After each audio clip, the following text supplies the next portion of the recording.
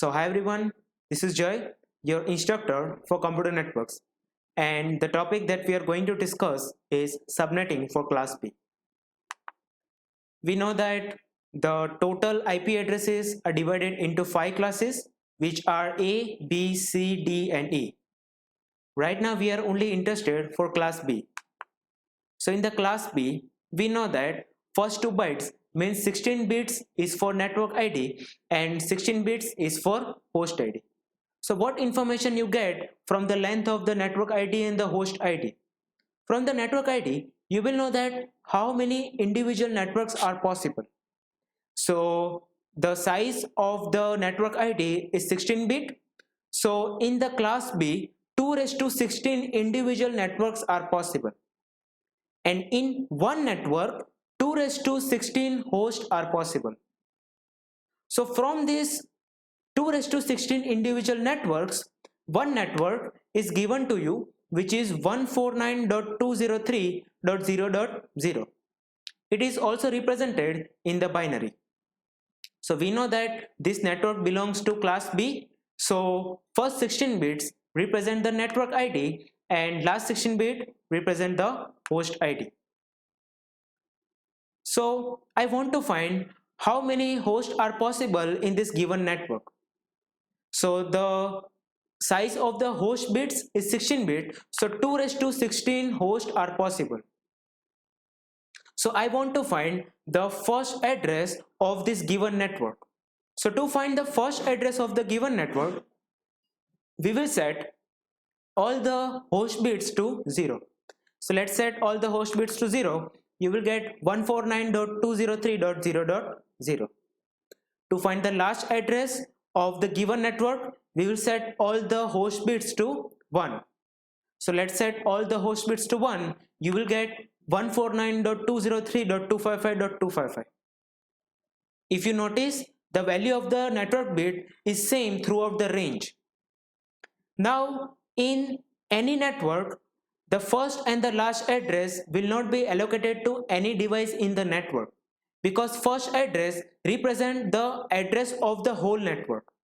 So the first address 149.203.0.0, this address is the address of the whole network, and the last address, which is 149.203.255.255, it is a broadcast address.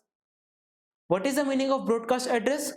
Broadcast address means that any message sent to the address 149.203.255.255, all the devices in the network will receive the message. So first address is the network address and the last one is the broadcast address.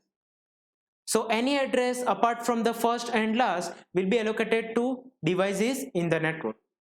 So what will be the IP address of the first device in the network? The first device will get 149.203.0.1, then 203.0.2, then 0.3, 0.4 up to 0.255.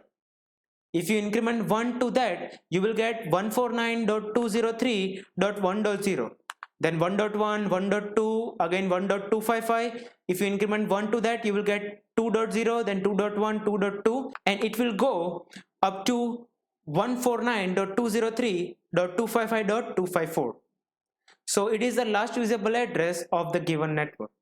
If you increment 1 to the last usable address, which is 149.203.255.254, you will get 149.203.255.255. That is the broadcast address of the network. If you increment 1 to the broadcast address of network, you will get 149.204.0.0. So value of the network is changed. It means that IP address belongs to another network. So two things you have to remember: the value of the network bits will remain same throughout the network, and the value of the host bit will keep change as the host changes. Now let's find the value of the subnet mask. To find the value of the subnet mask, we will set all the network bits to 1 and host bits to 0. So you will get 255.255.0.0. Now we just discussed that in the class B, there are 2 raised to 16 individual networks possible, and in one network 2 raised to 16 devices can be connected. But suppose if I want to create network which has fewer number of devices than the allocated one. So in that case, if I am purchasing one class B network, the remaining addresses will be wasted, and those addresses will not be allocated to any devices, so fewer number of devices will be connected to the internet. So in that case, we have to divide the network into smaller parts. So it is known as subnetting, that is the practice of dividing network into two or more networks is called subnetting. So from 2 raised to 16 individual class B network, one network 149.203.0.0 is allocated to you. And we know that this is class B network, so first 16 bits is for network and the remaining 16 bits are for host. Right now I want to divide this network into subnets. To divide the network into subnets, we will convert the host bits into network bit. So you can see that we have converted one host bits into network bit. So value of the host bit is changed from 16 to 15, and the value of the network bit is changed from 16 to 17. So we have converted one bit into network. So what information you get from the converted bits? From the converted bits, you will know that how many subnets are possible. So 2 raised to 1, it means 2 subnets are possible, subnet 0 and subnet 1. So 2 raised to 1 means 2 subnets are possible, subnet 0 and subnet 1. Now let's see how many hosts are possible in the subnet 0. So to find the number of hosts in the subnet 0, you have to check the size of the host bits. What is the size of the host bits? It is 15. So 2 raised to 15 hosts are possible in the subnet 0. Now let's find the first IP address in the subnet 0. So to find the first IP address, we will set all the host bits to 0 and you will get 149.203.0.0. Now let's find the last IP address of the subnet 0. So to find the last IP address of the subnet 0, we will set all the host bits to 1. If you notice, the value of the converted bit is not changed. So in particular subnet, the value of the converted bits will remain constant throughout the subnet. So the last address we are getting is 149.203.127.255. We know that the first and the last address in any subnet is not allocated to any device, because first address in the subnet represent the address of the whole subnet. So 149.203.0.0, it is the address of subnet 0, and 149.203.127.255, it is the broadcast address of subnet 0. So any message sent to the broadcast address, all the devices in subnet 0 will receive the message. Let's allocate the IP address to the devices in the subnet 0. So the first device will get 149.203.0.1, then 0.2, 0.3, 0.4 up to 0.255. If you increment 1, you will get 149.203.1.0, then 1.1, 1.2, 1.3, 1.4, again 1.255. If you increment 1, you will get 2.0, and if you keep incrementing, the last device in the subnet 0 will get 149.203.127.254. So that is the last usable address in the subnet 0. Now I want to find the first address in the subnet 1.